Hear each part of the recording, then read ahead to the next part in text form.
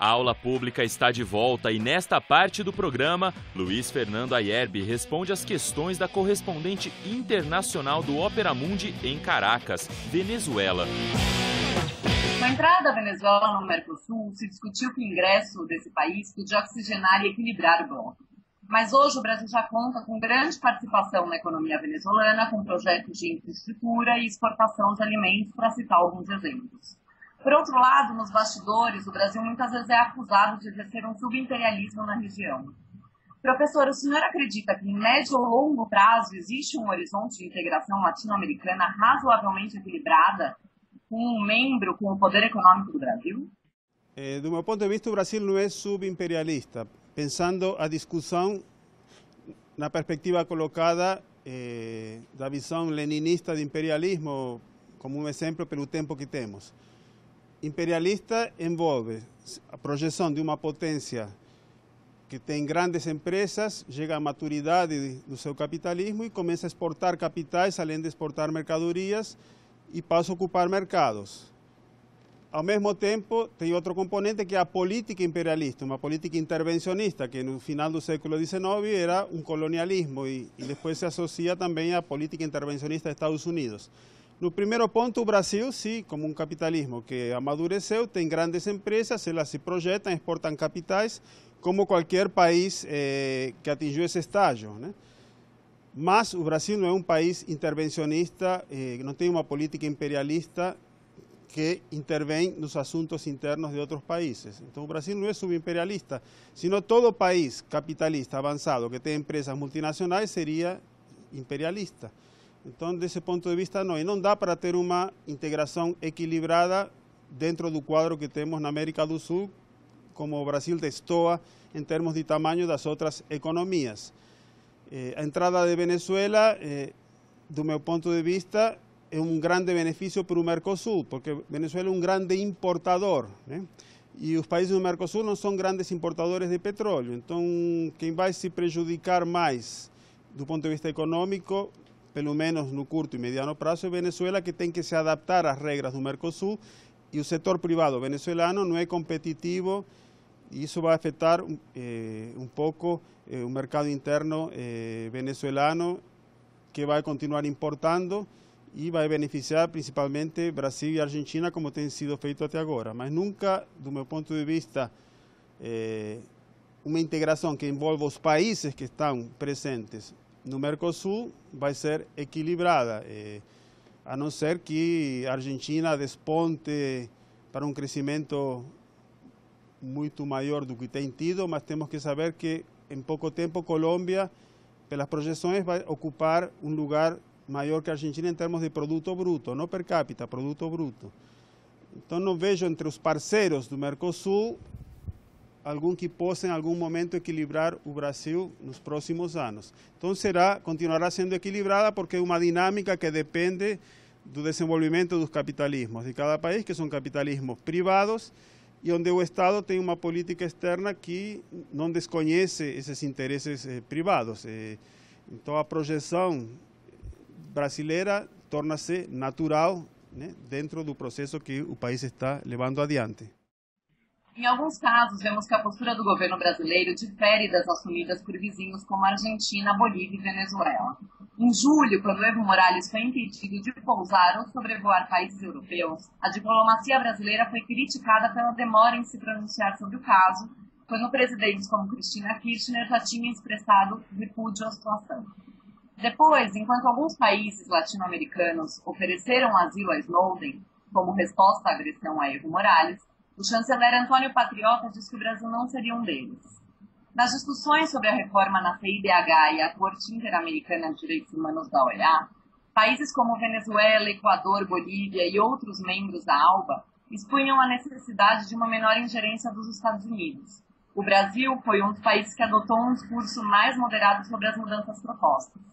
Pensando nesses casos, professor, pode-se dizer que o aparente recuo do discurso integracionista na diplomacia brasileira se deve à tentativa de evitar um confronto com os Estados Unidos, que é um importante parceiro comercial do Brasil? A integração é possível mesmo sem a diminuição de relações comerciais com grandes potências que parecem derivar em uma neutralidade no discurso? Por outro lado, se consideramos a negativa do asilo a Snowden, mas a aceitação de que um senador boliviano da oposição, que responde a processos em seu país, permanecesse por mais de um ano na Embaixada Brasileira em La Paz, gerando faíscas com o governo boliviano, pode-se dizer que, no fim das contas, as ambições econômicas são as que realmente determinam as cartas da diplomacia? De fato, o Brasil tem reagido frente a algumas questões, como o caso da Bolívia, do Evo Morales agora, de forma tardia com relação a outros países, que tem uma resposta mais rápida. Isso tem diversas interpretações. No caso da Bolívia, desse incidente em julho, lembremos que a agenda interna brasileira estava muito carregada e acho que para a presidente Dilma sair daqui e ir para Cochabamba, como foi a presidente Cristina ou como foi Correa, talvez não se colocou como prioridade. Mas pensando mais estruturalmente e deixando de lado esse fato isolado, eu acho que o Brasil tem dado respostas aos Estados Unidos claras quando se trata de temas que na agenda brasileira são fundamentais. Então o Brasil, como já mencionei na aula, sempre esteve presente nas crises latino-americanas buscando uma autonomia com relação aos Estados Unidos. Vejam o caso de Honduras, né? Teve o caso do Paraguai, teve agora o caso da espionagem, que Dilma Rousseff deu uma resposta dura para Estados Unidos. Então não acho que esteja tendo uma política relutante por questões econômicas. Isso é importante pensar o seguinte, tanto o governo Dilma como o governo Kirchner são governos de países onde a economia está principalmente nas mãos do setor privado, né?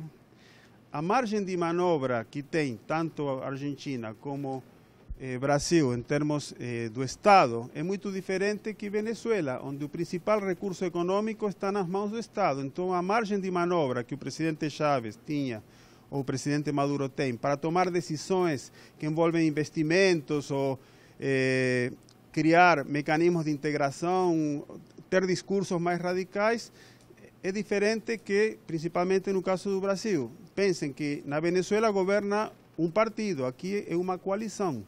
E essa coalição você tem um partido que é o PT, que é o partido do presidente, mas não tem a margem de autonomia para tomar decisões frente a certas crises, né? E tomar posições mais à esquerda que tem Venezuela, ou que tem Argentina, ou que tem Bolívia, ou Equador, onde só tem uma força política que está no poder. Então o nível de consulta é diferenciado. Então tem essas duas dimensões para pensar sobre a autonomia do Brasil para adotar políticas que às vezes são mais radicais com relação aos Estados Unidos. No caso de Snowden, Bolívia ofereceu, Equador ofereceu, Nicarágua ofereceu, mas o Brasil não considerou que fosse adequado criar um problema com Estados Unidos, onde tem uma agenda muito ampla, né, de discussão de diversos temas econômicos e políticos, por causa do evento Snowden, né? Mas não teve nenhum problema em assumir um discurso duro no caso da espionagem. Assim como o Brasil não teve nenhum problema em assumir uma postura bem dura em 2005, na Cúpula das Américas de Mar del Plata, junto com a Argentina, junto com Venezuela, junto com outros países do Mercosul, de, na prática, enterrar o projeto da ALCA. Ou seja, quando é um interesse muito forte do Brasil, seja econômico, político, né, o Brasil assume posturas mais radicais, mas não tem essa perspectiva que aparece muito nos países da ALBA, né, de assumir rapidamente respostas frente a diversos incidentes. Então, aquele de Evo Morales eu enquadro nessa categoria. Mas não acho que o Brasil subordina interesses econômicos a questões políticas, aos seus posicionamentos. O Brasil pensa como uma grande potência. Pensem como a China se posiciona, como a Rússia se posiciona, como a Índia, né? Vem a situação na sua amplidão, né? Com várias dimensões, e não podem tomar, às vezes, medidas drásticas, decididas ao calor dos acontecimentos. Então, vejo o Brasil dentro dessa posição.